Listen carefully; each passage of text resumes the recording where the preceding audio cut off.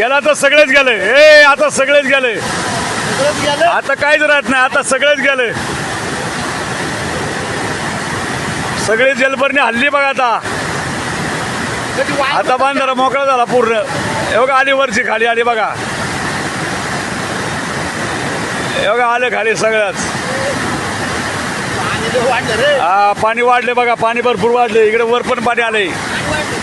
पाणी वाढले. पाणी सगळी जलपर्णी आली बघा. आता वायर खाली आली बघ.